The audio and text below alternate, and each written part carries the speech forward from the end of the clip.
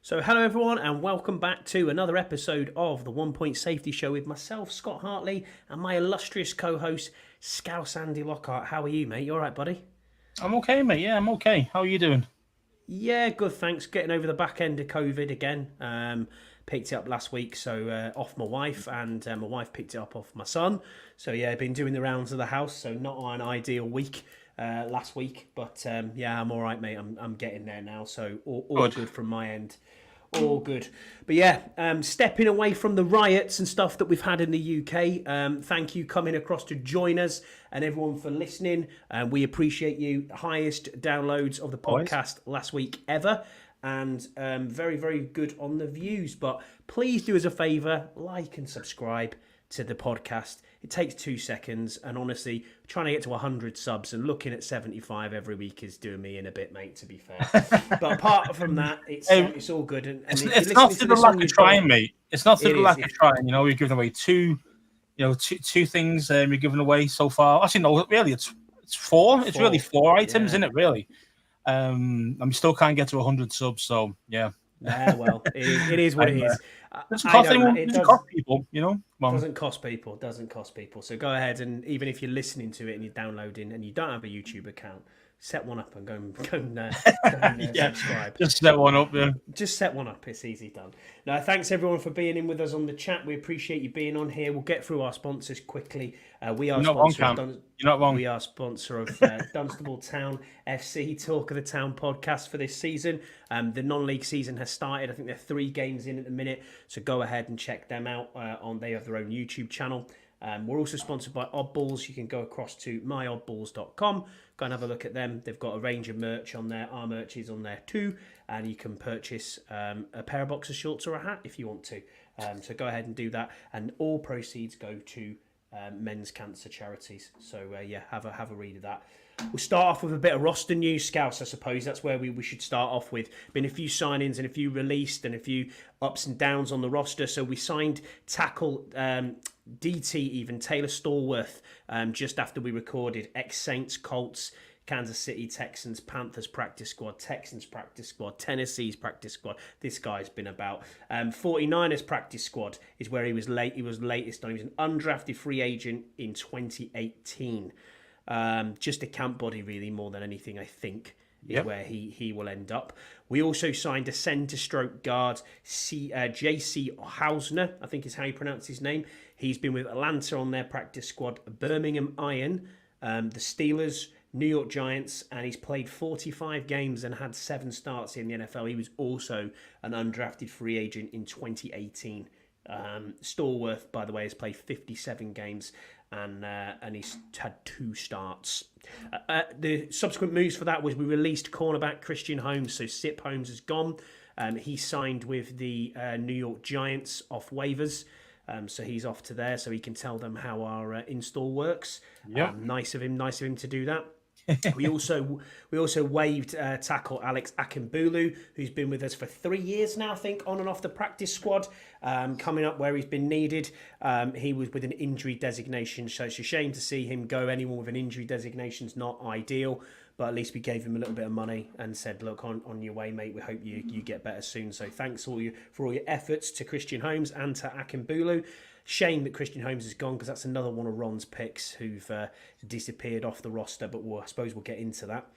We also signed tackle yesterday, Alex Taylor, who is 6'8", 300 pounds. He looks an absolute monster. If you've seen any pictures of him on social media, he looks big boy. I'm not sure which side tackle he is. I think he's a right tackle, but I'm not sure on that one. He's been with Cleveland, Chicago, Cleveland again, Dallas, and we signed him from the Birmingham Stallions, as they were renamed. They were the Birmingham Iron, as we talked about before. They became the Birmingham Stallions from the UFL, and he has only played 4 NFL games. So again, yeah, sure exactly. We get there. It's depth, isn't it? I suppose. is it even depth? I mean, that's the other thing you got to think of. I mean, these guys. They're more than likely just going to be camp bodies. More than likely play some of the preseason games. And if somebody balls out, then they might get a spot. But realistically, these guys are going to be cut or practice squad at the very, very best. So, do these things move the needle for me? Hell no. All right, so absolutely it's what it is, man. And then the to combat that move, we released tight end Armani Rogers, who has since signed with the Philadelphia Eagles. So again, thanks for letting them know you're in store and how Cliff's offense is going to work. Shows everybody scared of us, though, doesn't it? After hiring these guys to get the inside scoop on our tactics and our schemes. But again, a bit of a social media meltdown on Armani Rogers being released. And to be fair, yes, he had potential, but he was constantly injured and just didn't do. Yeah, I mean, this is the thing. You know, if you think of it objectively with him, did he have some promise? Sure. Was he fast? Sure. But then you tear one Achilles out for 6 months, comes back and tears the other one. You're not coming back as fast as you were before those two injuries. You just aren't. I don't care who you are.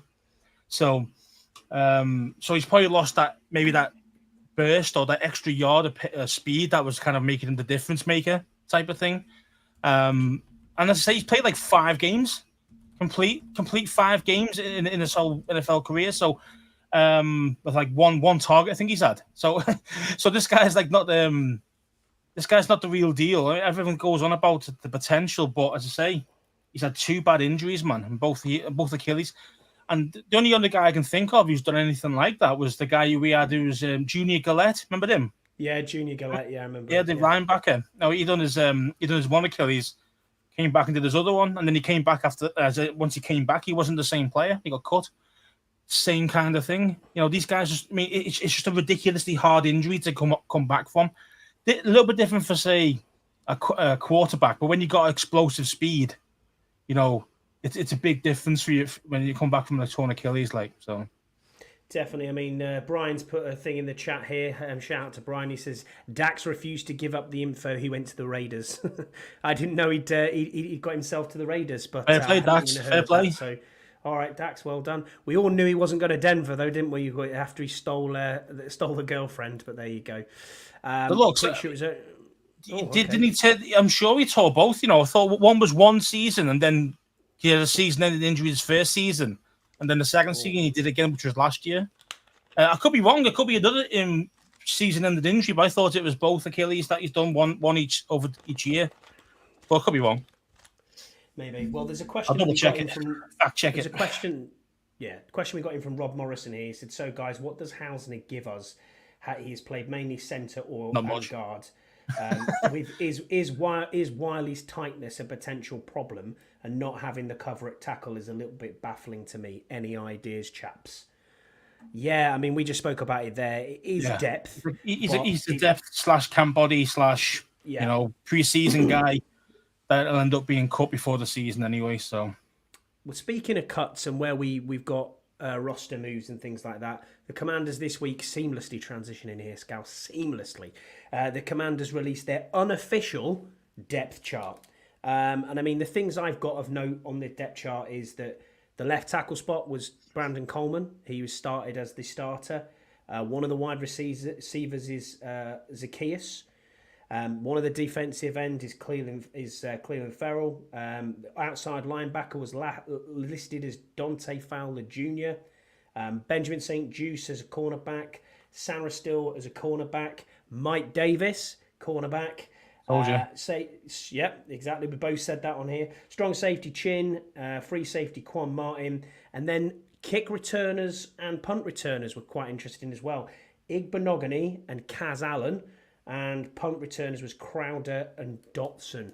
I mean, what were your thoughts on the unofficial depth chart? Now, I appreciate this is going to go up and down, this depth chart, but yeah, I mean, there's a bit of some strange ones there that we're looking at, and it's like, you know, you've got Dieter as the backup centre. I mean, we could talk a little bit about that. We've always ended up on our third centre, and does this mean that Stromberg's looking over his shoulder, Scouse? What do you think of that? Well, you mustn't be showing anything if these guys are ahead of him in the game. So that concerns me a little bit about Stromberg, because I rated him highly coming out of college. He was voted the best offensive lineman as well in college the year he came out. So it's just kind of things you think, well, what's going on there? Is it a case of that he's not suited to the scheme, or he's not learning it, picking it up quickly? Which that wouldn't really correlate. You know what I mean? If he can't be as good as he was at the college level, to then not see any improvement over a year, you know what I mean? Even small improvements. So that kind of worries me if they keep hiring other guys like Dieter and the other guys you mentioned as well. So I'm just thinking, Well, Dieter started over 60 games in the league at centre. And he played a full season last year, or it might have been the year before, for the Texans. So he's no mug. Do you know what I mean? So how come they cut him then? How come they cut him? I don't know, unless they think they got better somehow. I'm not sure. I'm really not sure on that. But he has a lot of games started and a lot of games played in the NFL. So I was quite happy when we signed him. I thought that's an under the radar signing that we got there, because it's quite obviously that Tyler Biadasz is going to be your starting centre. But we always seem to end up, like you said before, on our third and fourth centre, which is a bit of a nightmare. So yeah, it's difficult for Ricky Stromberg, isn't it? Where do we go from here? And I mean, was he a third round pick?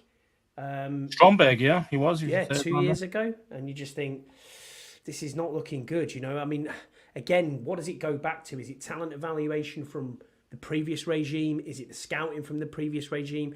We don't know. It's a really tough one, but I think it's testament, and it says everything you probably need to see when you look at this roster now and the high number of turnovers of players that we've got, and how many players are left on the roster from Ron's regime. I mean, I honestly don't know how many are left. I think it's 10 or something like that, which is quite shocking, really, isn't it? That they've got. I think it's even less now, mate. I think it's about 8. It might It's awful, man. This shows that Ron was just a bad talent evaluator, or is it the Martys? Martin Mayhem, still in the building. Yeah, that worries me. That still worries me. I know there's a lot of better guys around them now, but still. You've been a proponent of that for a long time. You've been worried about that for quite a while. Other bits to note: Julian Good-Jones is the backup right guard, above others who've been kind of having that, I'll say the word, position flex, Scouse. There's been others who've tried to play right guard, and I mean, your Mason Brooks, your Braden Daniels. I mean, it's a tough ask. Too many. There was too many to list. You could be there all week, picking the guys that Ron failed with in any round. I think only Cosme's probably his best one.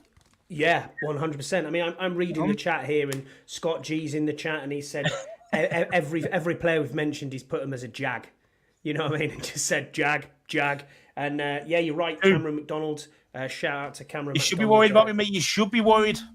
He was our guest last week, Cameron, and please go and subscribe to the Friday Night Football. Yeah, he was voted the highest. He was voted the best O-lineman in the country.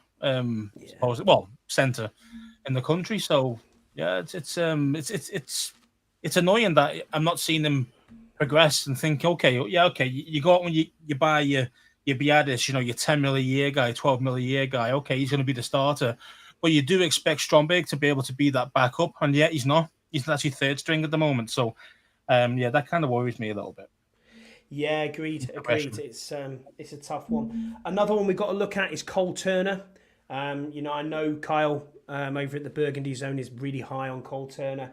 As listed as fourth tight end, and Yankoff's fifth tight end.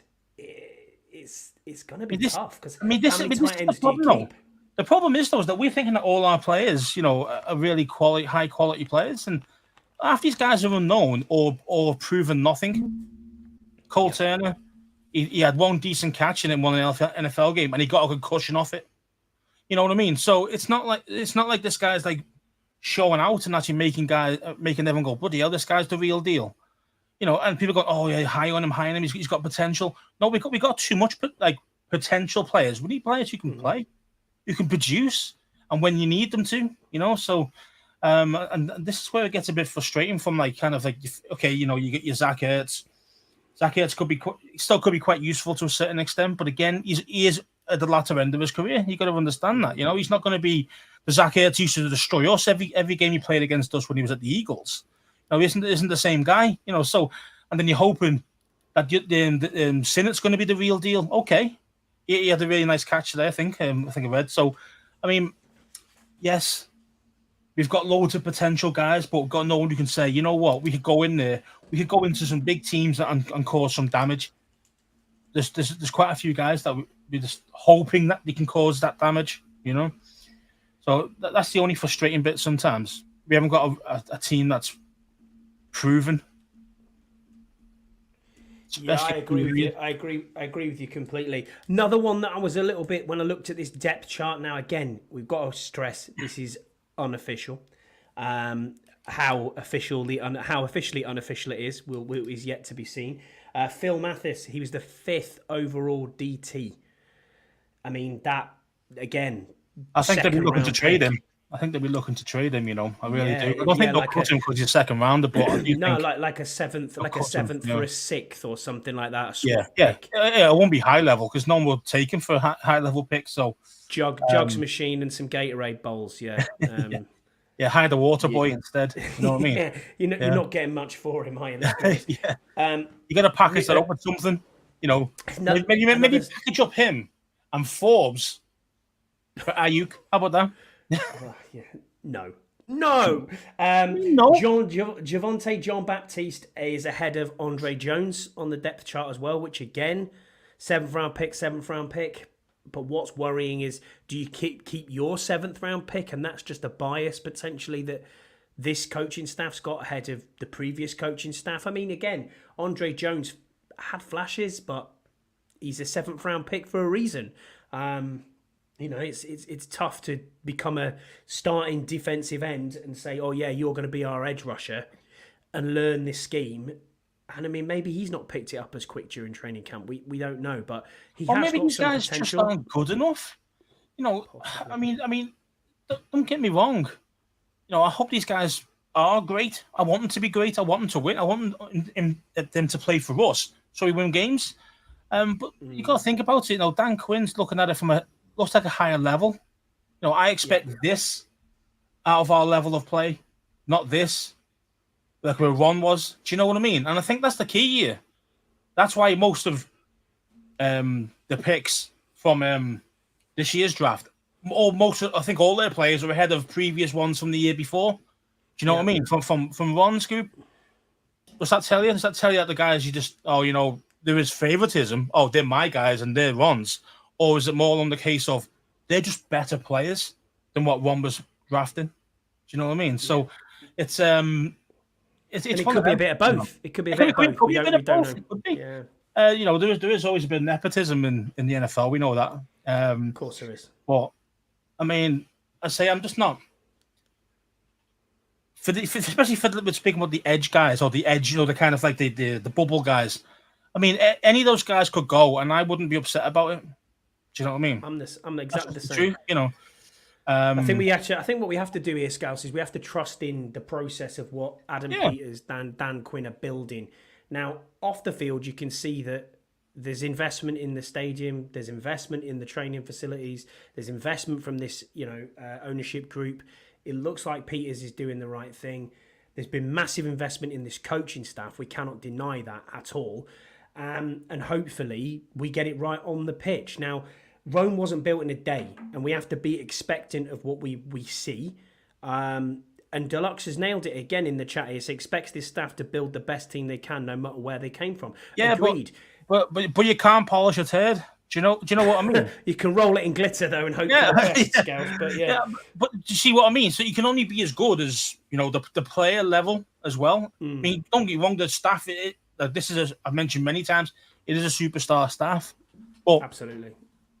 And then that will improve the play. It will do. But you've also got to have the high quality caliber player as well. Otherwise these guys just aren't going to make it. They're not going to be at the level that Dan Quinn wants them to be, which means they're going to get cut or they're going to get traded. The two biggest things we could take from this, and the two biggest things that were trending on Twitter, two biggest things that have really the fan base has spoke about this year are these next two. Was Jamin Davis has been listed as a backup outside linebacker, back to outside linebacker. Obviously, there's some people like Jesse. So he's a linebacker. I thought he was down as D. No, he's on the depth chart as outside linebacker 2. So he is sitting behind Dante Fowler Jr. So yeah, and I mean Fowler Jr. What's he going to do? Is he in for edge potential for third round? Third down edge rush. Is that what he's there for? But yeah, Davis. I mean, started off as an edge going into camp, didn't work. Went back to linebacker, hasn't seemingly worked. Cam, me, and yourself, we spoke about it last week. This was a pivotal week for him, especially with the joint practices and with the Jets game coming up on Saturday. It's going to be a very tough time for Jamin Davis. I mean, do they cut him? I don't think they cut him, but he's got less than it. This is his final year of his deal. We didn't pick up the 5th-year option. He's been in trouble off the field, for being a bit stupid. So I don't know what we do here. And it's a former first-round pick. And then we're talking, the next person we're going to talk to is a former first-round pick. And it just frustrates me because I look at what it's almost like, do you remember Bullseye from the 1990s when it was like, look what you could have won. Here's Rashawn Slater, look what you could have won. Here's Gonzalez, look what you could have won. Here's JOK, look what you could have won. I mean, the list is endless, but realistically, around the picks that we're picking, go back and have a look at the drafts. Go back and see what other people picked up at the pick before us or the pick after us and say to yourself, hang on, we could have had this guy and look at what we ended up with. And that's not a disrespect to people because we're splitting hairs here, mate. They're at the top of their game to even be considered in the NFL. I'm not going to become an offensive lineman or, I'll be a water boy. That's about it. You're not going to. Maybe you could be the next. You could be the next best nose tackle we've got. But it's I look at it and think to myself, yeah, these guys are the elite of the elite, but you're always going to split hairs when it comes to roster building and who can do what. But it's very disappointing for a first-round pick to be, as you said before, potential. That's the word, isn't it? Potential. Potential is an actuality, and we need people to get this roster better who are going to contribute immediately. Exactly, and play at the level needed, not just, okay, you're kind of better than the college player, but you're not really good enough to be classed as really good in the NFL. Do you know what I mean? Like, and that's where we've been kind of limbering around for a long time. Like we're getting like the Jags of, the Chiefs' offensive linemen who they don't want anymore. We're getting those dudes. Andy Turnstile, Wiley. You know what I mean? It's not. Sometimes some players just need a fresh break and a different scheme, and those things will make the difference. It really can do. It can be as simple as that. You mentioned before splitting hairs. That can make a big difference to somebody. It really can. But most of the time, most of these guys don't get let go and then end up being like a superstar somewhere else. It's quite rare. The only time you're getting proven talent is when you trade for proven talent. Agreed. Well, we'll move on to unless you're paying ridiculous free agency fee. That's the only other difference. We'll move on to the last part of this unofficial depth chart. And Brian's put something in the chat here. He said Fowler is listed as a DE, but he's an outside linebacker on the depth chart. I don't know. Yeah, he is. I mean, I've got it in front of me, and he's down as one of the outside linebackers. The other, obviously, is Frankie Louvu. Bobby Wagner is down as the middle. And isn't that where he started his career, though, Fowler, outside linebacker? Yeah. I think that's where he started his career, didn't he? So. But he's not on the D-end side. So if I go to the D-ends, you've got... Probably too many guys. You've got Cleveland Farrell, KJ Henry, Jalen Harris, and FAO Barda, but it's got him in brackets, obviously, because he's on IR. Then on the other side of the DE, you've got, on the right side, you've got Dorrance Armstrong, Javonte Jean-Baptiste, and Andre Jones. Do you know what was really upsetting today? We'll probably go into it anyway, but... We will. About today's game pre-season, well, today's practice. Joint practice, yeah, we'll get on to that in a sec. That's our next segment. For me, it's oh yeah, we'll talk about it in a minute, mate. All right, it was almost a seamless transition. Do you know what we were doing so well? You mentioned our pass rushers, mate. So I'm thinking, okay, well, if you think about who's the who's really excelled actually in training up until today was Brendan Coleman. Yeah. He hasn't actually been beaten by any one of them. He has won every single time even against Dorrance Armstrong, who's our so-called our number one edge rusher. So what's that tell you? That tell you the guy's got some talent. So, and then obviously the upsetting thing is he didn't actually participate today. No, he didn't, and we'll get. So that'd be annoying. So the last bit of this unofficial depth chart that I wanted to go over you was Forbes being a backup. I mean, do you think that spurs him on, or are you that bothered? I mean, we'll get into Forbes a little bit later as well because you've got him as your marker on your screen saying Forbes ? So clearly you wanted to talk about it, and I've dedicated a section to it. So we'll go through that in a second. Yeah, man. I mean, the looks you're right there, mate. When James' contract guaranteed because he's first rounder, so he gets paid either way. Yeah, it's true. And to be fair, I mean, I don't know how much it would be. What would be the last year of a first round year's contract for a linebacker? I don't know. Where was he chosen? About 15th or 16th? I can't remember now. I think was he late teens or was he early 20s? I don't think he was early 20s. I don't think we've been that good, to be fair. So, it's maybe we won our division the year he came out. Oh yeah, we did actually. You're absolutely right. So I'm looking at his contract hit now. Total that was in his base salary has been 6.4 million. So for this year, his base salary is 2.5. He's got a prorated signing bonus of 1.8. Pick 19 he was. Pick 19. Yeah. And guaranteed salary is 2.5, which is Deluxe's right. So his salary is completely guaranteed. And his cap number is 4.3 mil. So so it's not huge money if you lost it either way. So you're probably going to keep him on just in case of an injury to somebody else. I think that's what you're going to do. And the thing is, he's got the athleticism. We know he's fast. We know he can do certain things. There's a couple of times in Ron's scheme where he came through as that linebacker blitz, and you thought, wow, this is he's doing the business here. That's where you want to see him. And Joe Witt has preached since he's been here, I'm going to put guys in the positions to succeed. But if he's not succeeding, it's going to be not really good tough. Enough and he needs to be gone. And I think, in all honesty, I agree with you, but I think you can't replace that with something that's behind him. You can't say, oh, well, there's another, outside linebacker who's coming up because, that's not Jordan McGee. He's down as the middle linebacker. And you think to yourself, well, where else are we going to get one from? People are not going to... If you think someone's better on waivers, then fine, fair enough, claim them off waivers. But I think we're going to be doing a lot of wheeling and dealing off waivers pretty soon when we get to camp cuts. So it's going to be very interesting.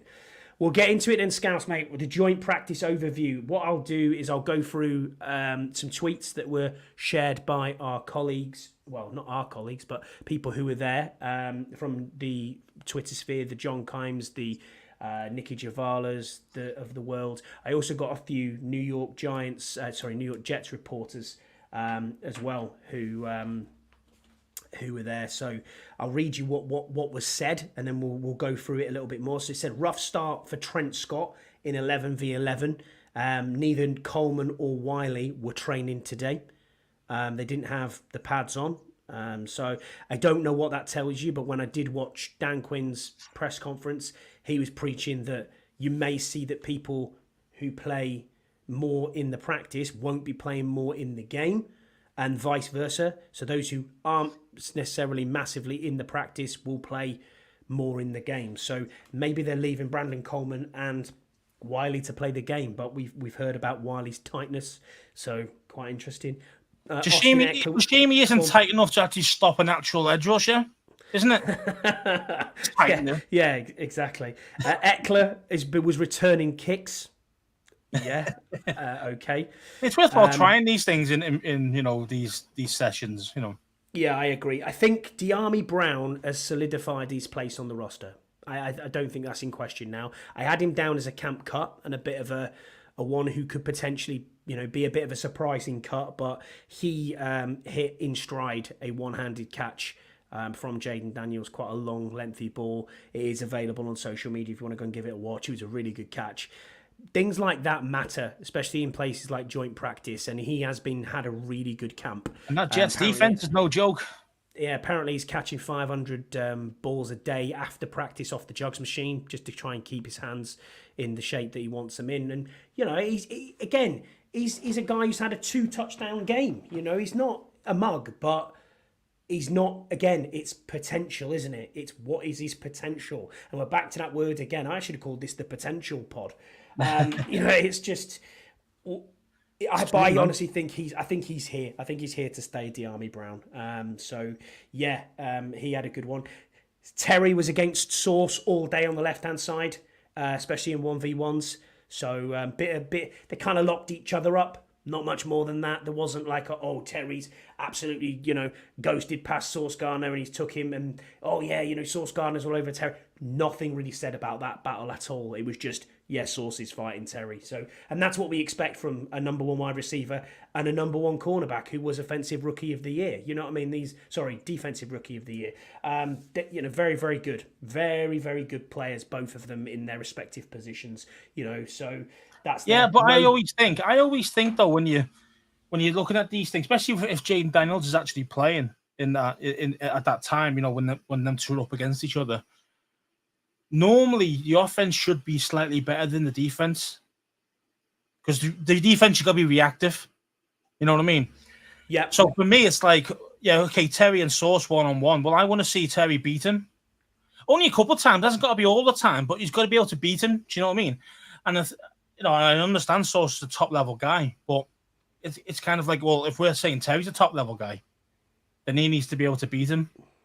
So I need to know exactly what he did against him. You know, I know you mentioned that it was kind of nothing's really been mentioned and, no one hammered the other one. But, again, how many catches did Terry get? If he got none, well, then that means Sauce wins. You see what I mean? So it's because that's his job to stop him from getting the ball. So, you know, it's kind of, I need to know. I don't know that off the top of my head, but I don't know how many balls he was targeted either. I haven't even heard. Yeah, and that's the other thing. I mean, there's loads of different things that can get involved. Our tackles weren't playing, blah blah blah blah. You know, you could say all these things, but it's kind of like, no, I need to see that Terry's beating that receiver. That corner. But I guess, again, I need to see it. You need to see it first. There was no Johnny Newton out there either today, which again, you know. To be fair, that's right, though. I think you've got he's still coming back. You've got to nurse him back, you know, very gradually. If he's not playing snaps in the Miami game, I'd be a bit like, oh, okay, you know, maybe. And we're another week further down the track there, and it's a difficult one. I agree with Deluxe here. Previous staff used the deep fourth threat and run blocking and gunner. Yeah, he is. And Dyami Brown is good on the special teams as well. That's what he's talking about, yeah. Yeah, you can't... You can't... I had him down as a cut, but yeah. Allen Iverson practice. That's twice you've put that in there. Yeah. I know what you mean. I know what you mean. I know where Scott G, from with that. How's your new Washington... top that you didn't get from us because you didn't win? I've actually called him on here when he's put his question. I've actually wrote down Scott G, the receipt keeper. So yeah. Nice. Well, I'm glad it came, mate. I'm glad it came there, mate. Luvu forced the throwaway from Tyrod, and he got past Tyron Smith, and it was easy work. Apparently, who's this? Sorry. Frankie Luvu came off a blitz. He forced a throwaway from Tyrod Taylor. He got around Tyron Smith, obviously long-time tackle for Dallas, who's just joined them out there, who is old as the hills as well, though. But I'm not being rude. I wanted him. You know what I mean? If he was fit, I'm like, yeah, I'll take him. But yeah, he got past him. Absolutely no contest, which is great to see. Garrett Wilson beat Benjamin St. Juice and pointed at him. Okay. St. Ghost. I told you. St. Ghost is doing St. Ghostly things. He gets burned.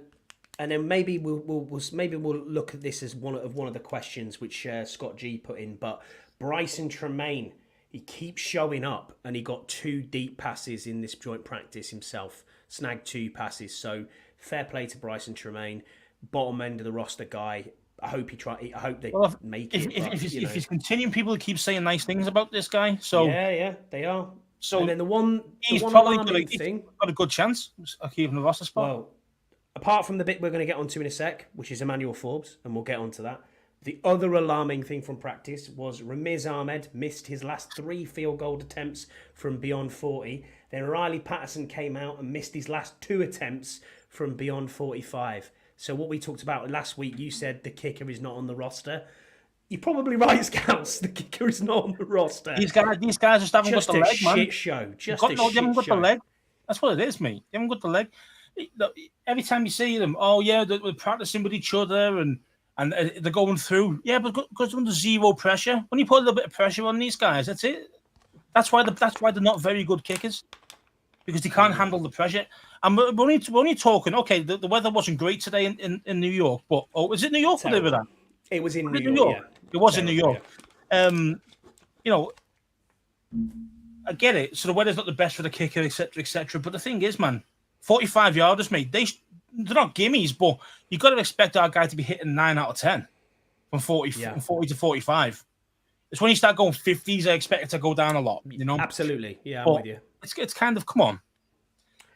So yeah, man. And the problem is we're stuck with this because McManus has been an absolute tool bag with the women. So yeah, man. I mean, it's upsetting.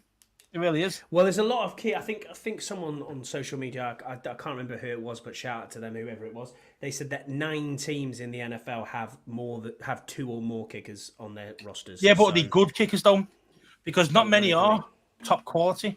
I mean, I think I messed about before because I put it on X under our thing saying, "Give me offer a second for Justin Tucker." I saw that, yeah. I was like, wow, okay. Give me Justin Tucker, a guy who doesn't miss. That's the guy you want. You want a guy who's guaranteed points. A kicker is very important. And all the kickers, and you're going to say, they're not really football players, but say what, they put points on the board. Correct. They all put points on the board. Quarterback. That's it. And the running back. You could say receiver, but really it's the quarterback who does all the work. Same with the kicker. Throwing the ball. So they don't do all the work, but wide receiver's got to run that route. But yeah, I'm with you. I know what you mean. Do you know what I mean? Don't you? It's kind of like yeah. Without a decent kicker, you lose points, and you don't. The problem is it loses momentum for a team as well. So say you're like doing quite well, you get down into the 30-yard line of the other team, and you're thinking, okay, the drive stalls, and we get 3. Okay, well 3 that still keeps the momentum. If you go down there, and then you keep missing them, we got 0 points. Our offense starts getting demotivated. Heads go down. We don't get there anymore. Mm-hmm. It's such an important position, man. Like I don't get it. When you've got one that's Mr. Automatic, that's what you need, man. And the worth the weight in gold, really are. I mean, I have to say, there's not many out there. There's not many out there. There's not many though. There's not many like that. But yeah, man. I mean, we need to. You're not going to get lucky with this. Off the street guy, and all of a sudden he's going to be the next Justin Tucker. It ain't going to be like that. So it's just, it's just very difficult, man, and it frustrates me every time because we've had shit kickers for such a long time. You know the guy we talked about last week, the Jags kicker. I don't have his name to hand. The guy who hasn't missed an extra point in his whole collegiate career, and he's only missed 2 field goals in his collegiate career. He hasn't missed a single kick through training camp. None. Yeah, but the thing is, though, now that that first guy. True. Who's the first guy we got in? What's his name? Brandon McManus. No. The guy who came after him. Sorry. The no-name, the one who missed the first guy who missed today. The first kick. Ramiz Ahmed. Yeah. Ahmed, yeah. Same with him. He was banging him through the post when there's nobody about, when there's no pressure. That doesn't mean anything. It's when you get him on the field, and then you'll see. But the difference is, you should. I mean, there was like, I put a thing out there about before the draft, and it was like 6 or 7 kickers that he could have got from the XFL that were actually excellent, as in like with their stats. And we didn't even look. We looked at one of them, but he went somewhere else after the draft. Man, you use your 7th rounder on a kicker. We don't need an extra edge rusher because these guys are just average. Let's find ourselves a natural kicker who can kick. Yeah. Yeah, I mean, yeah, Scott. I mean, even Duckers did a little bit, mate. But he's a future Hall of Famer, man. You know, he hit 65 yarders when you need them most. The last kick of games. You know, you don't see our guys doing shit like that. So, I mean, even Joey Sly. I mean, he's got the better leg, as in like he's better from 50 than he is from bloody 25. That's the problem. That's the problem with Joey Sly. You know, crazy, isn't it? You can't guarantee that extra point. You can't guarantee it. So it's like, well, what do you do with that? As a head coach, what do you do with that? You got to keep going for 2 all the time. Well, then you're going to be getting 6 instead of 7 every time, because most of the time you don't get the 2-point conversion. So it's a low percentage play. You know what I mean? Like, so it's. Deluxe has put a thing in the chat here saying, do you think any of these teams keep 2 kickers because of the new rules? Different skills needed, also may tackle more. You're going to expose a guy like Tucker to tackling. Yeah, good shout. I mean... No, you just have actual good players alongside him in the special teams who do tackle. Your kicker should be the last guy you should be tackling. Yeah, definitely. So if the guy's got past the other dudes, well, then that's the fault of the special teams, not actually the kicker. So you don't expect your kicker to be an absolute animal and start smashing people. You know, unless he's called Joey Sly and he's jacked. But yeah, what do you mean? Yeah, he's jacked. And what happened to him the first time someone beat him? He pulled his hamstring. Was hamstring chasing after a guy? You know, it's a nightmare, man. It's a nightmare. So, yeah, we'll get on to the rough part of joint practice today, shall we? And we have to highlight it. Unfortunately, it was Emmanuel Forbes. I'll just have a little bit of a rant here on what was talked about. Forbes just had an interception on the defensive field. Great stuff. He got an interception. He got absolutely cooked on a juke after a catch from Tyrod for Garrett Wilson for a big game. He also got in a shoving match with Breece Hall. Then he was trying to cuss out people and there was a little bit of a brawl. Then he was burnt by Wilson again and Tyrod hit him for a 50 to 60 yard. I think I saw that one. That's the one he got absolutely smoked. Yeah, it was. Yeah, I mean, but again, if it was one-on-one, not a good day for Emmanuel Forbes. But again, you're putting him up against someone who is realistically a top. What would you say? Top 10 receiver in the league in Wilson. Wilson. Maybe a little bit high at the moment. But higher than 10? He's not far off. He's good, like. Well, don't call him a top 10 receiver. He's got speed as well. And the thing is, like for the play that I saw where he got rinsed, he was playing man to man with him. Yeah. You got the top taken off him, and there's a good ball. Our guy had no chance on it. Now, that's what you expect. You expect the receiver to beat the corner, especially if it's one-on-one, man-to-man. You see what I mean? Like, you expect that, especially when you're thinking, if Wilson is such a good receiver like you think he is, he did exactly what he should have done, which was burn him. And he did. Exactly what he should have done. So it's kind of like, well, what do you do with Forbes? Let's say you mentioned the one good thing, you got to pick. Great. Yeah, at the same time, that was going to finish it. What do you do with that? He's such Jekyll and Hyde. It's unreal. I was going to do the bathtub effect or the shit sandwich, whatever you want to call it. I was going to start with a positive, go through the negatives, and end with a positive. And Brian's just beat me to it, saying he bounced back at the end of the day, batting down 2 in a row. That was something he didn't do last year. Absolutely, and don't forget, I've got that on the list there. The thing we've got to be concerned about here, though, is that we didn't take on Aaron Rodgers either. Correct. We took on Tyrod Taylor. Who beat us last year. So, what's that? He beat us last year, didn't he? He did, yeah. Giants, yeah.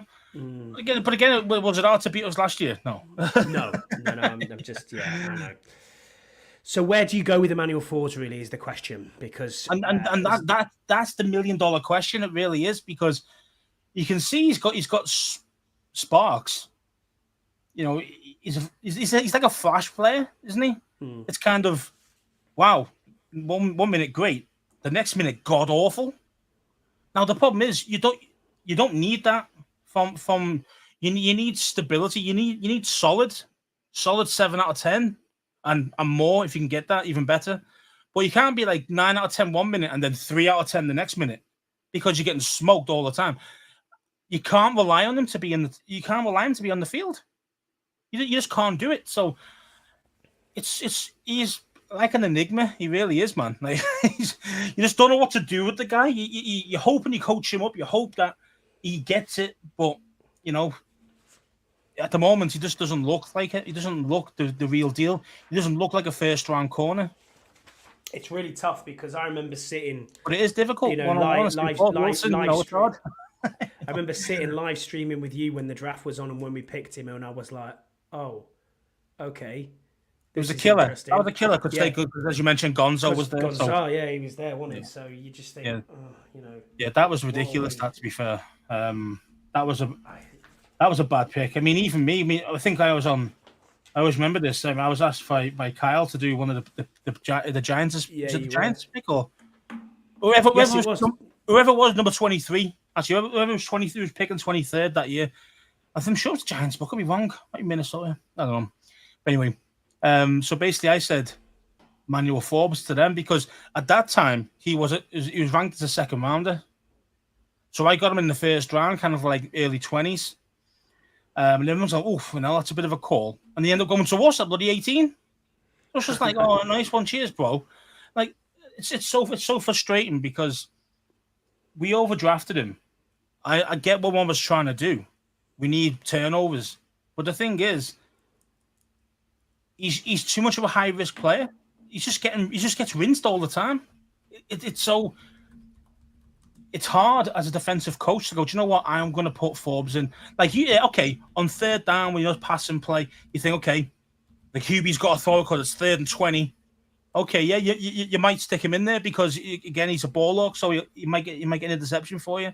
But in general, you can't have him on first, second down on the regular because you get smoked. That's not good enough for a first rounder, man. It really isn't. It isn't, and that's what I mean. It's always like I said earlier, it's like Bullseye from the 90s, isn't it? Look what you could have won. Take it away. Every draft like away. Every draft like that, there's always guys who go, you know what, shit, we could have got that guy. You just got to, this is who we got. These are the cards you've been dealt with, you know what I mean? How'd you manage to win the hand? And that's how we've got to do it, and that's what Quinn's trying to do right now. I just hope that he can do something with Forbes because at the moment it doesn't look like he's improved massively, even with the good coaching so far. But I know it's going to take time for that. So continue Forbes for now. Cam's putting here Herbert for Chase ? Let's be honest here, Cam. You know as well as I do that Chase Young was an automatic lock. Every single man and his dog. Had us with taking Chase Young, and I did too, and so did every other fan. It was the draft didn't start till pick 3. It was always Chase Young. It was Joe Burrow, Chase Young. There you go. That's the first 2 gone, followed by the draft starts at 3 because there's no way you were ever going to take anything less than Chase Young. It was inevitable that was going to happen. I mean, that last game was even called the bloody Chase Young Bowl, if I remember rightly. So it's like, I think as well as at that time, Herbert was like, didn't he play for Oregon or something like that? Yeah, who have a gimmicky offense. So everyone's going, "Oh, is this guy actually it? Is he the real deal?" We don't really know because he's playing in this. Even Carson Wentz looked good for Oregon. Do you see what I mean? So those type things were happening, and you're thinking, And then Chase Young was the guaranteed lock, the dominator, the predator, the destroyer of actual teams. No, all he did was destroy our own team. That's how bad he was. So, yeah, man. At the time, it had to have been Chase Young, but obviously, just like anything, hindsight's 20/20, and you can pick anything. Of course, it's always rosy when you're looking through 20/20 glasses, isn't it? I mean, it's like you can do that for any year of drafts. So, Tom Brady's 6th-round pick. Well, every team passed on him 5 times. How many teams? Yeah, how many teams passed on Aaron Rodgers? How many teams passed on Patrick Mahomes? Do you know what I mean? It's one of them. It's always the way. And that's the thing. And we took De'Ami Brown, and we could have had Amon-Ra St. Brown. I mean, it's frustrating. It's got Mr. Stato. Who did the Wentz play for then? I'm sure it was Oregon. Carson Wentz. I thought you were talking about Herbert there. Playing for Oregon. Well, I was, and then obviously you mentioned Carson Wentz, didn't I? Even made them look good. There you go. Anyway, I need to get my facts right, man. I keep getting that off. Do you know what Carson Wentz plays for now? He's with the Chiefs, isn't he? Yeah, he's with the fucking Chiefs. Not bad, is it? North Dakota. Yeah, that's right. Yeah, another green team. My bad. Yeah, Scott's always there, keeping us down the middle. He's keeping us on the line there. So we're into pre-season preview versus the Jets. Then it's a 12:00 kickoff, Eastern Standard Time, 5 p.m. for us UK lads, which is brilliant. Straight in on a Saturday evening, settling down, going to watch that just after the football. Just after the football as well, straight in. Darren Hatherley's asked a question. He said, "What are you most looking forward to seeing in the pre-season?" And he's put anything ?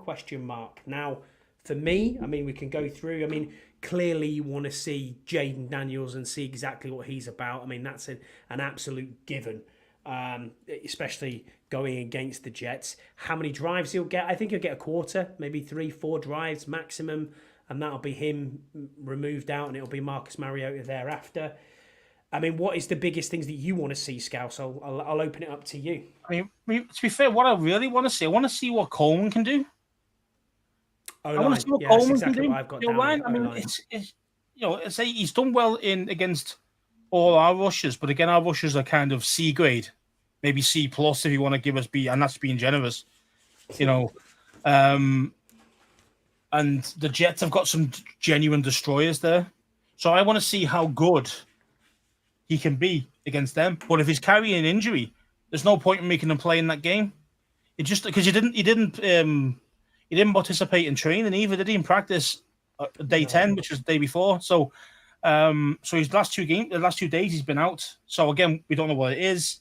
Is it an injury? Is it just that he's ill? It could be anything, but we don't really know why he's been held out. You mentioned yourself, it could be a case of just resting him for the game on Saturday, maybe. But we'll have to see, man. I mean, but that was the biggest matchup I really wanted to see. I wanted to see him go up against that Jets D line. I want to see those edge rushes. That's what I really want to see. Can he hold his own? He hasn't got to win every play, but can he hold his own? If he can hold his own against them, it tells me we've definitely got a good chance that he can actually produce and be a decent player in the NFL. Yeah, I want to see what the D line's like as well. Obviously, again, what do the ends look like? What's it like with how they're starting? Is Johnny Newton going to get any time at all? I don't think he will, but we'll see what happens there. And then it's camp battles for me. It's the cornerbacks. What's the secondary look like? Is Mike Davis going to be CB1? Because we've both said he most likely is going to be CB1. And the other thing, I suppose, Scouts, is kickoffs. I want to see what these new kickoffs look like, because watching it in the Hall of Fame game, I was a bit like, I'm not so sure on this. But watching it, a few times, I kind of want to see what this new kickoff thing's all about. The new rules. You've got two people in the backfield. It's going to be interesting to see. Was it Deluxe? You mentioned something about it. About kickoffs, yeah. Do you think those teams keep 2 kickers because of the new rules, different skills needed? Potential. Mm-hmm. I mean, potentially. I just don't think that you could really afford to have two kickers on board and a 53-man roster. Just don't think you could get away with it, It would be nice, if you've definitely got the space, if you realise that you've got literally that 4th or 5th edge rush is absolute shite, but you've got a decent kicker who might be good at the long kick, for example, then why not? But most of the time it never happens, so unlikely. Well, we'll get into our fan questions in, Scouse, and thank you to everyone who submitted a fan question. Oh, we've already done some of them. Yeah, we've done a few, but we've still got quite a few left, so we're all good. Well, Paul Fiander Turner, he is having a Radox on Twitter. He said, "I have a question for you for the next show," and it was really early. He got this in, so fair play. Thanks, Paul. He said, "Best ever Redskins Commanders football team find in a second-hand shop," and then he produced a picture of a T-shirt that he picked up for $5, which I thought was, nice. Well done, you, mate. What's the best thing you found in a second-hand shop or very cheaply, Scouts, that you can think of? Or maybe an eBay buy or something I don't think anything I've bought is cheap, to be honest. No, you've got expensive taste, my man. Well, it's not just that. That's just the prices that people charge for Redskin stuff. I know. I'm just looking around me stuff. I think the best thing was when we got those stickers from Hog Farmer Jeff. Yeah, they're cool. They are. That was free. You can't get much better than that, you know. He gives us one of his coins as well. That was cool. He did. That was cool. He did. That coin was cool. pretty sweet. A Redskins coin. So yeah, it was nice. So yeah, so probably that. To be fair, would it class as second hand? I don't know. The most expensive, the cheapest thing is this Redskins hat up here that you can probably just about see at the top there, £8, and that was out of a second-hand shop. So yeah, £8. So that was a find and a half. See, my bro knows I don't buy cheap shit. Yeah, he does. He don't buy cheap shit. He knows. So then, going off that, then Scouse, and to Paul's point, what's the most expensive thing that you got? What's the most expensive thing? Yeah. It's got to be a signed picture of someone. Well, it could be a signed picture. If you don't know, Scouse has a treasure trove of a man cave with lots I've got like 10. Merch. I've got like 12 signed jerseys from different guys, and I've got Darryl Green signed stuff. They're never cheap because Darryl Green hardly does any fucking signings. So his stuff's always worth a lot more. Got a Sammy Ball one as well. It was like really nice framed one. You can just see the top of it on my thing. It says Sling and Sammy. You see it just behind the back of my head. That was quite expensive as well. I'm not going to tell you Scouse's address. Yeah, don't tell him that, mate. I'm not. It's just somewhere in the northwest. That's all you need to know. Yeah. I think what was expensive. I've also got a signed Terry. But he's got actually Jason Voorhees' mask on. Yeah. I remember that. That's pretty cool. Scary Terry, you know. I'd probably say, yeah, then my ugly face, yeah. But I mean, it's kind of. I'll probably say the Darryl Green. The Darryl Green was about like what, 400 pounds, something like that. Woohoo! Yeah. So Darryl Green signed. It's framed. It's quite big. That was quite expensive.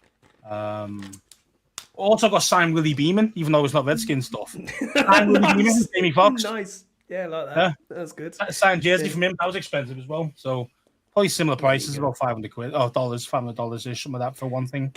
Cam said here, I've got a white Redskins Portis top for a tenner. I've already got a Portis top, mate. I've already got a signed Portis top. Yeah, that was expensive. It's not a tenner. I'll write Portis on it. It's white as well, actually. Yeah, so I don't need that one, mate. You know, it's got the Redskins. It was a Redskins jersey, and it had it's got the fight song, the original fight song. Nice. I embroidered in at the bottom of it. So that was quite expensive as well. So, well, there you go.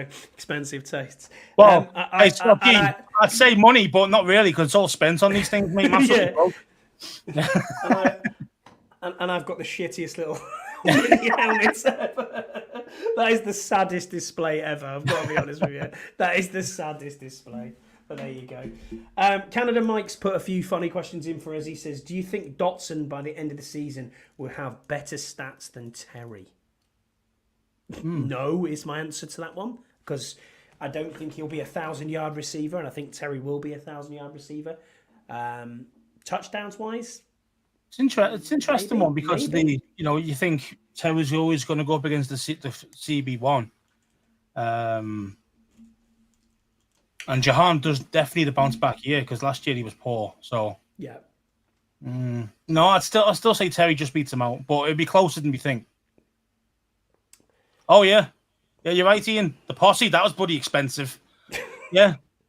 So I've got downstairs a picture of all three, on one picture, the picture of all three of the posse, all signed. Now, Art Monk was a fucking nightmare to get hold of, to be honest. It cost me an absolute fortune. Yeah, that's probably the most expensive thing. And I've also got a helmet downstairs as well that wasn't actually signed by anybody.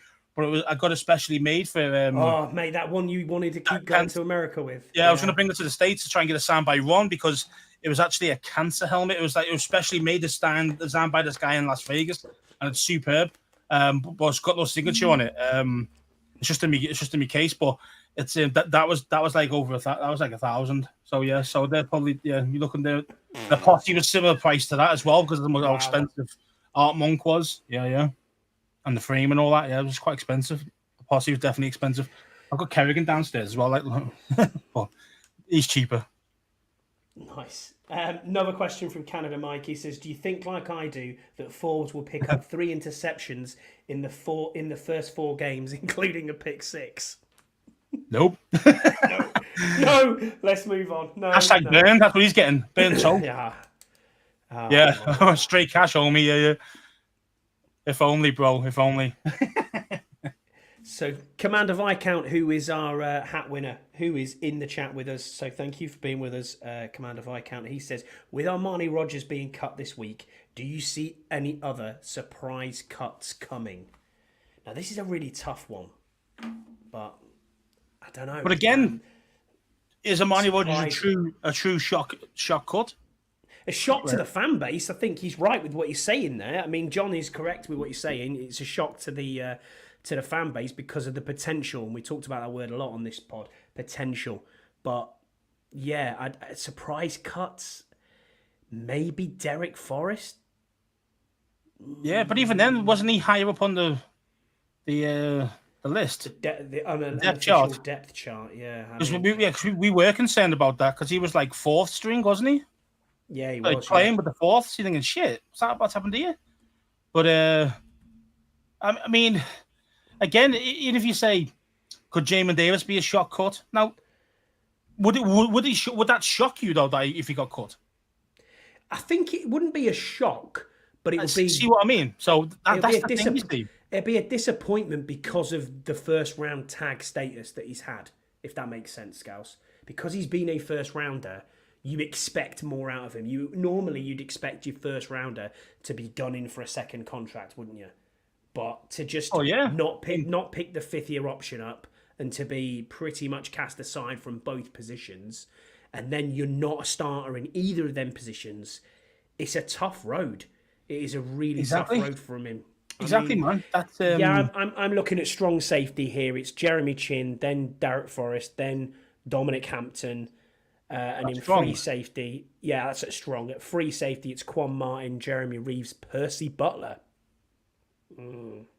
There's one, Percy Butler potentially, and again, it all depends on what these Christian Rodriguez does. Someone like would he shock you a fifth round running back getting cut? No, it wouldn't. It wouldn't. That's the same. See, like half our players are just not that good. So maybe we just wear the burgundy glasses. It wouldn't shock me. Do you know what I mean? It wouldn't really shock me. Now, I mean that would shock me. To be fair, if Fowler got cut where the look says. But I wouldn't be shocked. I wouldn't be like shocked by any of the guys you mentioned, obviously besides Fowler there. But in general, no. I mean, Armani Rogers didn't shock me either. Let's say. Jesse's pointing out here, Scouse, he said, you all do realise the PR department makes the roster, not the coaching staff. Yeah. Absolutely, man. That's why we called it that's why it's unofficial. Yeah. Unofficial. Yeah. We get that.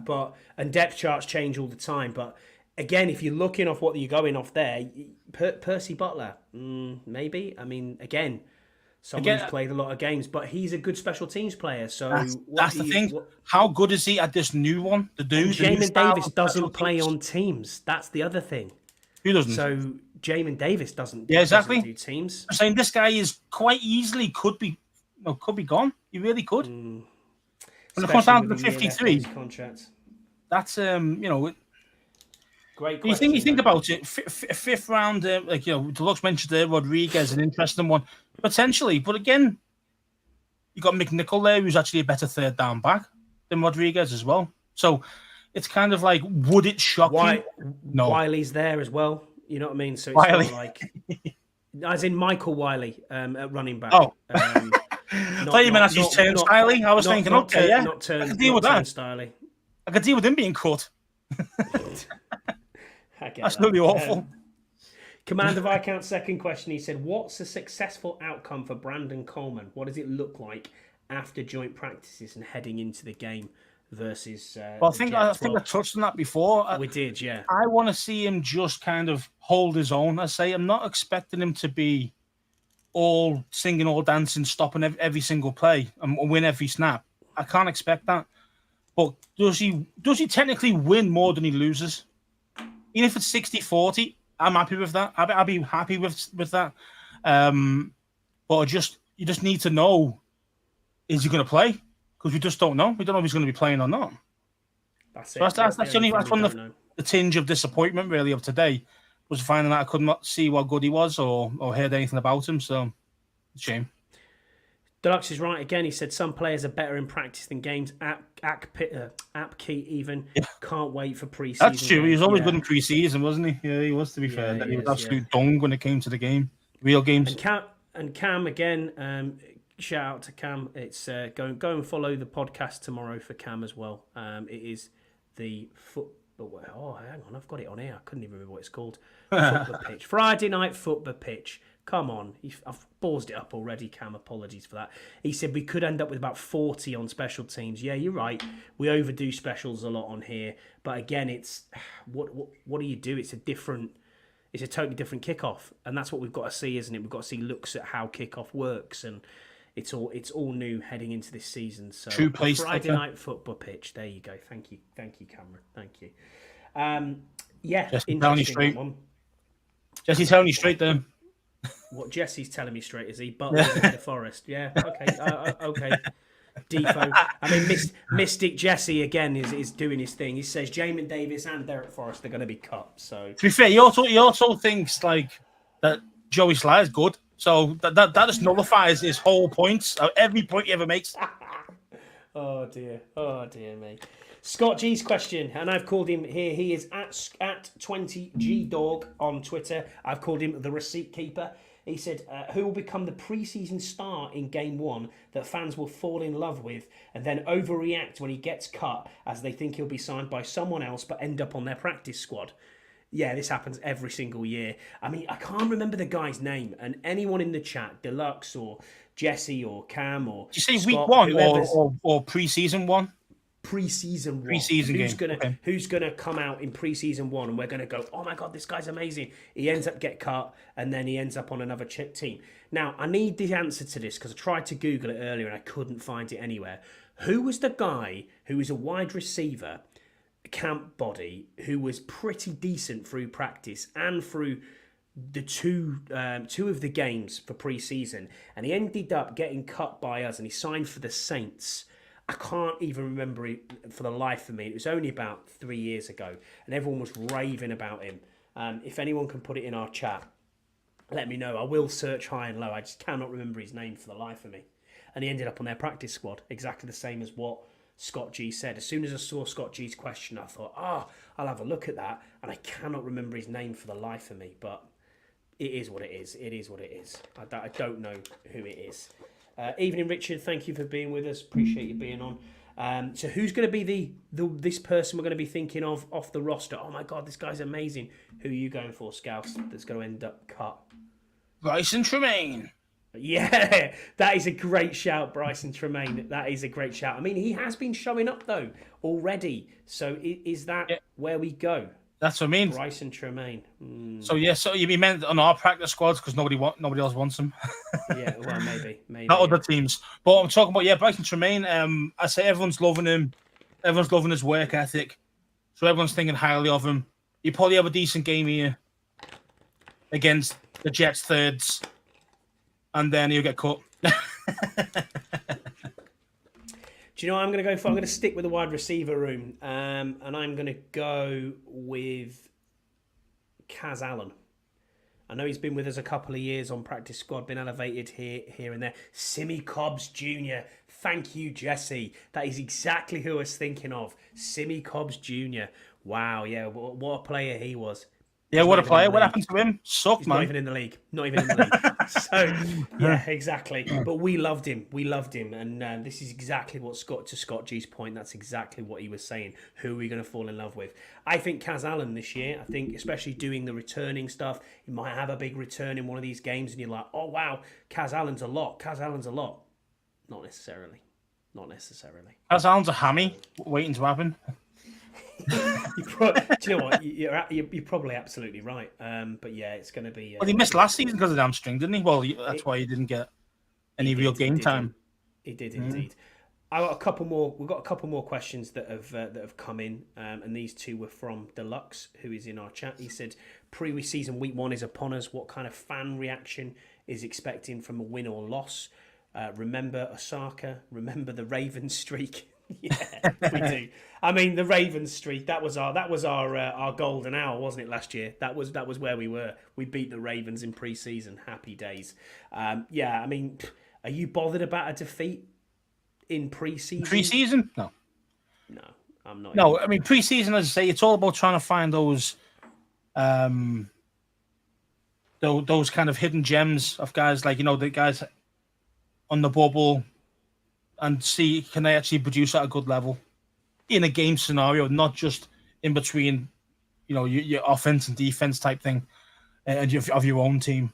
So you want to try and find your hidden studs there. That's what it's for me. And if you are going to play the first team, that's why you only play for two drives, something like that. It's just to give them some rhythm. That's all that's about. Nothing else.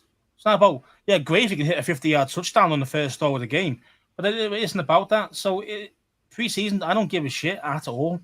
I just want to see certain matchups and see, okay, can Terry get open, for example, on his 5 snaps that he might get in the game? Can, against good opposition, against good corners, can Dotson destroy the guy in the middle, the slot corner? I want to see those things more than anything. That's what I look for when I'm looking for pre-season games. When you're looking at your first team, and then I'm looking for the same things again in your seconds and thirds. Who's good enough? Who's like, nah, you're the shite, and that's what I'm looking for, really. So it doesn't. C Strunk, Scott G's put in here. C Strunk, do you remember him, running back? I'm sure he was at Baylor. I'm not 100% certain on that. He was another one, like Scott G says, that everybody loved. Yeah, he was. There you go, Baylor. They've put it in there. Yeah, he was more than the Baylor connection. Don't remember him even performing pre-season. Wow. Yeah, I mean, yeah, there we go. But yeah, C Stunk, more like it. C Stunk, not strong. Stunk. Terrible. And the last question then from Deluxe is, let me go back. He said, "What do you watch for in pre-season game? What will you be watching closely?" I think I've just answered that one. Pretty much done it. I've answered that, yeah. That's what I look for anyway. I mean, what do you look for? Looking at pre-season. When I'm watching it, I want to see the O-line. I want to see how they perform. I want to see, in genuine snaps. I want to see what we've got in Jaden Daniels. I'm looking at footwork. I'm looking at the release. I'm looking at how quick he can get there. I'm looking at the wide receivers and how the routes are moving, what they're trying to get to, where they're trying to do. Are they quick out of the blocks? The other thing as well is that I'm looking for is who is playing in what position. Are we doing this whole position flex rubbish? And how are we setting up? Can you see the communications working? Can you see that they are talking to each other at the back end? And then it's all about, pre-season is all about the bottom of the roster guys for me. It's nothing more than that. It's about making sure that is there an undrafted free agent that will make this team? Tyler Owens, I hope he does make the team. He's my standout undrafted free agent. He could be the guy for the previous question as well. Mm-hmm. People fall in love with him for the game and then they get cut. Ends up in our practice squad. Tyler Owens could be good, one of them. Yeah, that's a good shout. That's a very good shout. But yeah, that's what I'm looking for. So not a lot more than that, really. And am I bothered about a loss or a win? Not really, not in pre-season. I am. One thing you will know, though, that will happen is, no doubt about it, Jesse will be out effing and blinding and texting after 2 minutes saying, "I'm done with this team. I'm not interested."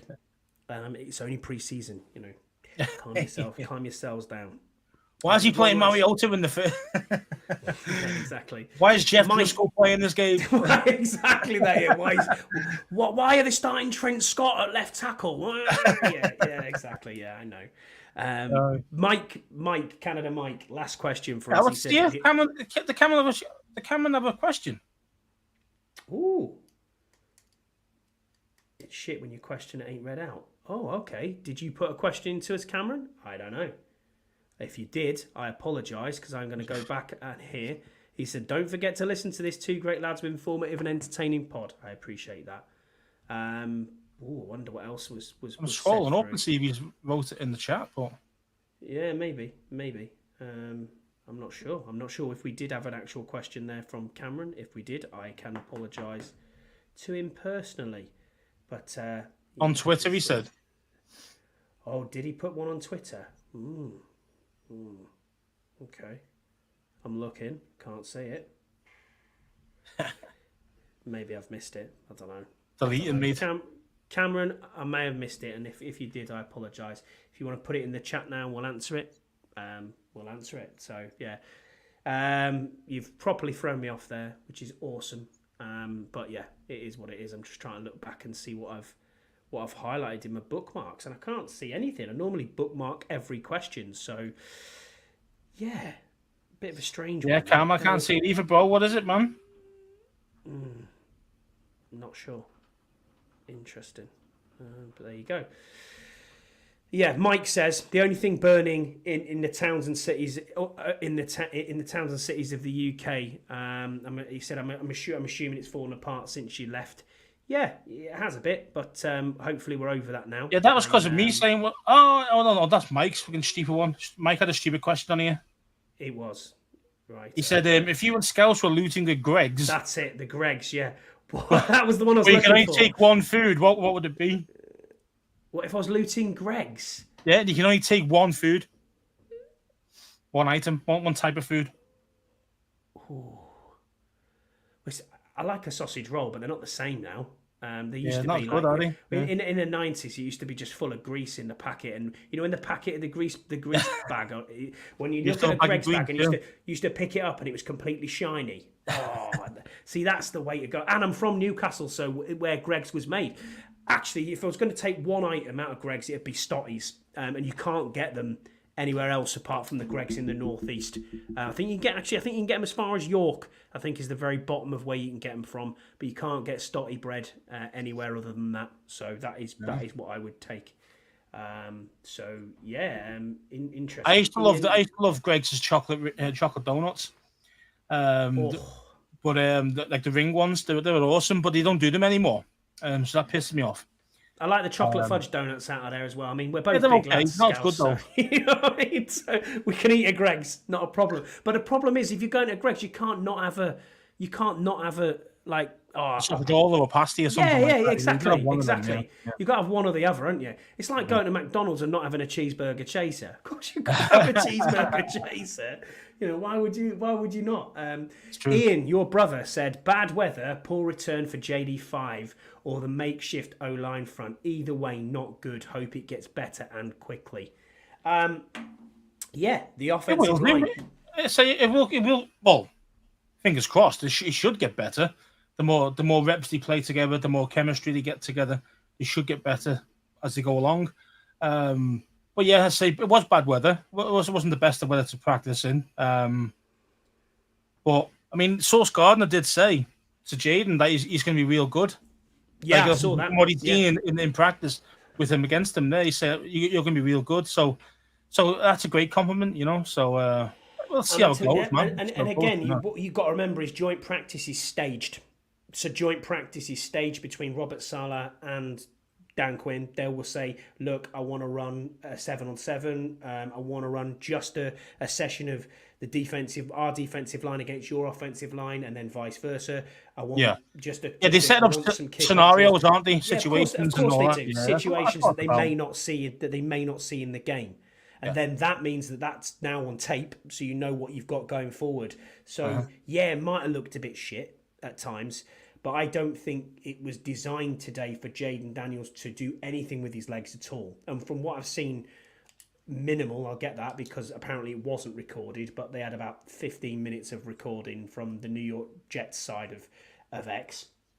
It didn't look like Daniels moving at all out of the pocket. It was just situationally in there as a pocket passer. Do I think it'll get better, Ian? Yeah, I do. I do think it will get better. So I'm encouraged by what I've seen with Jaden Daniels so far, and if Brandon Coleman can come on, and you've hit on a franchise quarterback and a left tackle in the third round, diamonds. This goes down as a hell of a draft then. So yeah, We'll finish off with Cam's question then, Scouse, unless anyone's got anything else in the chat that they want to chime in with, but go ahead. He said, after watching GFMB gush over us this morning and having us as a sleeper team, are we a sleeper team? And will we be surprised if we made the playoffs? I'll let you take that one first, mate. I just don't want them blowing smoke up our arse. Do you know what I mean? That's the only thing I don't want, because thinking that they're better than what they are. Because at the end of the day, we've been poor for a long time, and after players still think the fucking God's gift. Do you know what I mean? And it's like, well, you're not, mate, you're shit. So, are we a sleeper team? I'd say no. I wouldn't call us a sleeper team. No. I don't. Would it be a shock if we got to the playoffs? I do think it'd be.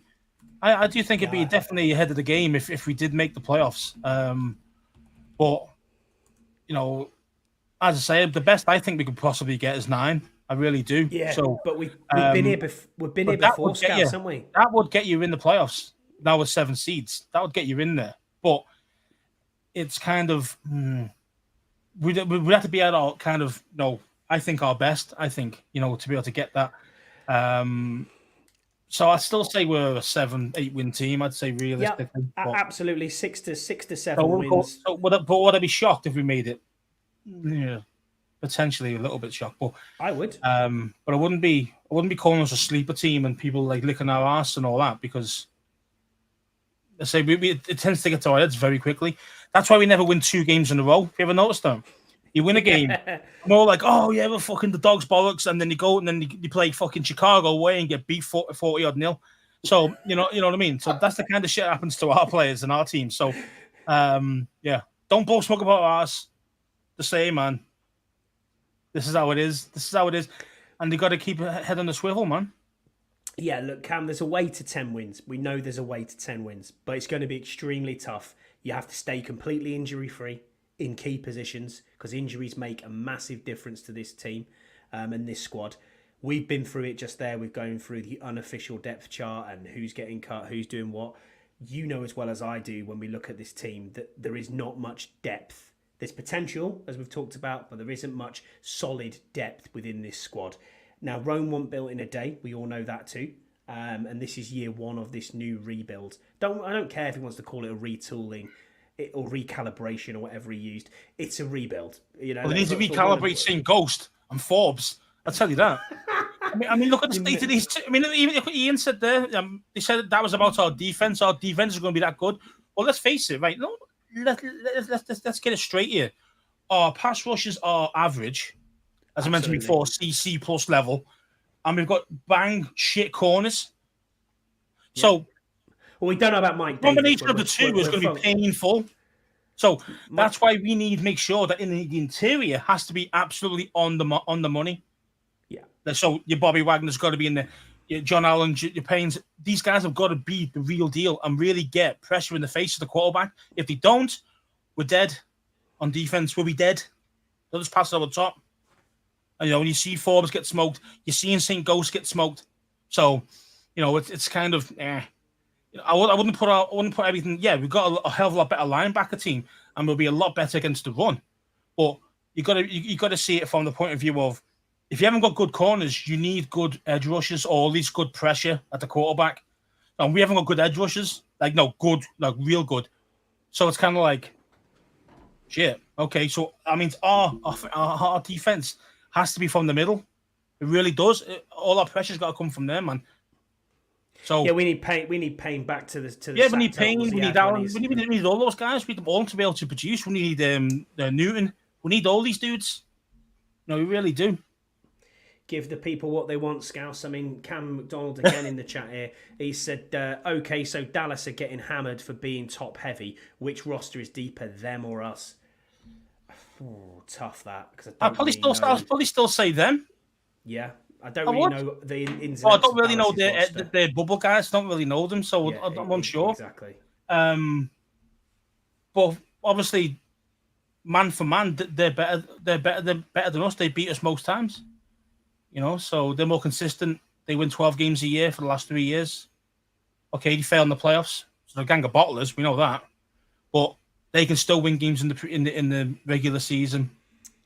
And then this one here, Scouse, is what will change Scouse's opinion of Saint Ghost. What does he need to see? I need him to start actually start batting some balls down, start get some picks, actually stop some actual receivers beating him. Just give me some of that. Just some of that. I'm not seeing anything. I tell you what I don't need to see. Yeah, I definitely don't need to see that fucking lock thing that he does. Yeah. He doesn't lock down shit. He doesn't lock down shit. He's awful, man. Like, he's got the size. You think he's got the size. He's got some speed. He should be better than what he is. He's like his physical attributes are so much better than his actual, like, mental game. It's just unreal, and it's just it's a shame, man, because we're begging for that fucking corner to be really, really good, and he's not. He just isn't good. He's played many years now. We know what Saint Ghost is. A ghost. That's what he is, man. He's poor. Yeah, I mean, there's a bit of a chat here. Brian brought something up, and he said he wanted to see us have a bit of adversity. Yeah, I agree. We don't know what we've what we've got with this team. What will adversity look like? I want to see winning. I don't care really what we see. I just want to see winning. And we all want to see us win, but ideally, I want to see us competitive. That's the word. Listen, I've said this many times before. If you go out and you get beat by a team that is truly better than you on the day, but you can see they gave absolutely everything for that jersey, no one cares. Everyone goes, okay, we're better. We're beat by a better side. And you can sometimes tell that. But when you see miscommunication, when you see people not talking, people not in the right positions, the people roasted all the time, defense is not getting changed up. There's no sign of a pass rush. There's nothing coming from the linebackers. There's no, people are in the wrong positions, as I said before. Coaches not changing things, which we've been used to. Foldy arms on the side of the fucking sideline all the time. That's what annoys you completely. And that's when you start getting to the point where this is a franchise going nowhere. I don't think we'll see that this year. I think this is a totally different mentality. They brought in Joe Gibbs this week. They brought in Darryl Green this week again to show people, hey, these are the legends of old. This is what this franchise means to people. I love Joe Gibbs when he just shouted. No? Probably. I mean, he's probably still got it. Get him suited up. But I loved it when Joe Gibbs shouted at him and said, "Shut up!" That was brilliant. Like, I was like, "Whoa, okay, yeah, coach is here, okay." Even though he's just I'm just a man bobbing about. But if you're a Hall of Famer in two different completely worlds of sport, the guy's born winner. As Jesse said, he pisses excellence. Yeah, I agree. I mean, he does, and that is who Joe Gibbs is. And it doesn't. When Saint Ghost, he doesn't. and the look saying, "Oh, Saint Ghost bounces back. Will he get a new nickname? Yeah, he will. Do you know what he'll get? Saint Dust. Saint Dusted, because he's going to be fucking burnt again. I'm telling you, this guy is bad, man. He's bad." You're never going to give this up, are you? The only thing that's going to be good, the only thing looking like a real deal. The only thing St. Juice can do for Scouse is to get on a new team. That's basically it, Deluxe, because it's just not going to. If he comes in and starts becoming actual decent corner, then all right, yeah. I mean, I'll give people the flowers if they play well. If he starts playing well in main games, I'll give him the props. I'll give him the flowers. But the thing is, I know it won't happen. So, it's kind of, just lockdown crap. No, mate. You're going to be locked down on the bench. That's where you're going to be locked down, bro. Yeah. Well, Ian says, I agree, but you misread my message. It was about Good Morning Football gushing over our defense the other year, not the current defense. I agree with you, Ian. Yeah, they were. They were. Oh, man, me, bro. There were a couple 2 years ago defense, man. Yeah, 2 years ago, he was like, "Oh yeah, this defense is there." I mean, what was our defense like? 29th overall, something last year? Awful. Yeah, awful. I think we might have been last actually. That's how bad we are. How many overreactions can this fan base have over a joint practice leading up to the first preseason game? Exactly, Scott. We've had loads. I mean, you're thinking I'm overreacting to Saint Ghost. I'm not, man. This is what Saint Ghost is, and you've seen him for 3 years. You know what he's about, and he isn't about a lot. So I mean, I think the biggest overreaction is probably the Forbes thing, but again, didn't look you know, good, it's still. Let's be honest. Yeah, it didn't look good. No, it didn't look good. So yeah, what can you do from that? Yeah, you're not wrong, Deluxe. You're not wrong there. Bill Gibbs shouting that the clip I didn't know. Exactly. Yeah, absolutely. And you'd still run through a wall from him, wouldn't you? You would run through a brick wall for that man. But there you go. There you go. But it's not about Ghost. True that. Well, that about does us, Scouts. Unless you've got anything else you want to cover. I mean, what do you think What do you think? Are we going to win pre-season game 1? Are you really not that bothered? I'm not bothered, okay. But I mean, if you want to get a prediction, I think we lose by at least 10. So, okay, I think it's a bit closer than that. I think we lose by 7. But yeah, take the. Well, it doesn't really bother me that. Yeah. No, it doesn't. It doesn't bother me. It's not going to ruin my weekend. If it's game 1 against Tampa, it's going to ruin my weekend. But, we don't want to see that. Yeah, you're right. There looks limited overreactions to both good and bad outcomes. It is, man, because I think as fans we're just so desperate to. We are desperate to win. Now we're seeing some football again. We want to big up the good plays and really, really bash people when they have a bad play. You know, so it is that polar opposites, like you mentioned, they're bipolar. It is. But that's how it is with fans, you know. We you know, even I try to have it down the middle, but you know, some of my biases do come out like at times. You know, especially with like the St. Ghost and stuff, because you know. But again, he's proven to me he's done nothing. It's nothing 3 years, so I'm not expecting to do anything good this year either. So yeah. I agree. Yeah, you're right. I'll be golfing. That's how much I care about it. Yeah, exactly, Scott. Fair enough. Exactly. Fair enough. And the Buggies have us as favourites. Well, get your money on the Jets then. Oof, yeah, that would be interesting. Yeah, he's writing it down. I might actually do that, to be honest. Aka. Get the Aka on the go. Get the Aka on. Why not? Yeah, why not? But there you go. Yeah, just a shout out to everybody who listened last week. We really appreciate it. Highest downloaded pod that we've ever had. So can't thank you enough. Please subscribe to the channel. Trying to get to 100 subs. It's not a lot, to be honest. Pure begging here. We're pure begging. It is like we're begging. But yeah, if you've got a grandma that's out there that listens to YouTube, get her to subscribe. If you've got your dog's got an account, make sure they subscribe as well. But yeah, thank you for continually tuning in. I really love our little chat that we have every week on here. The guys in there and girls in there are brilliant. And everybody who submits a question, we absolutely thank you for doing that. So shout out to Ian, Scott G, Brian, Deluxe, Cameron, Viscount, Richard Cameron for being with us as well tonight, Jesse for being with us. We really appreciate you. Paul as well, Canada Mike, who put a question in. But Brian mentions here, Bucky's love Sam Hartman. Mate, I think every woman in the world also loves Sam Hartman as well. You're not wrong. No, that is one. I mean, not gay or anything like that, but he's one good-looking dude. He's a good-looking man. You can appreciate it, can't you? You can appreciate that. You know, okay, yeah. Yeah, but there you go. What's this? All right, tornado. A tornado. What tornado, Jesse? Have you got tornado warnings in your area? I mean, I know it's the end of storm. I know it's the end of Storm Debbie that's just come across that way, out through Florida and up into the Carolinas, and if that's what it is, then yeah, I hope you're all right. Seriously, I might die. Wow. Okay. I hope you are well, and I hope to catch up with you tomorrow. I bet Jesse's got one of those underground hidden bunkers, honey. There's about like a million shotguns. And it's full of Redskins gear. Yeah, full of Redskins gear and old Harley Davidsons. Exactly. But there you go. And guns. Loads of guns. Yeah, maybe. Guns and canned food. Yeah, you can't go wrong with that though, can you? As long as you've got a flashlight, canned food. Yeah. Mate, as long as you know how to do headers and footers on sandbags, you'll be all right, bud. Don't worry about it. You'll be absolutely fine. And the contests are rigged. You're right, Scott. Absolutely, yeah. You're right, Scott.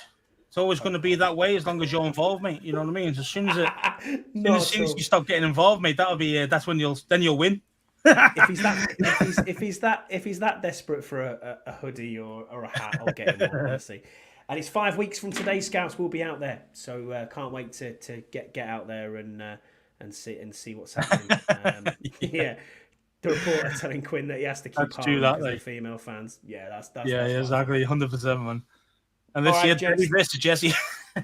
I'm gonna go with Derby on this one. Yeah, I wouldn't want to be in a storm like that. I'll be honest with you. It's not for me. So there you go. But that's one thing I don't envy about the States. Absolutely, the weather. The weather is absolutely a bit. It's outrageous, isn't it? Yeah. It's crazy over there. Yeah.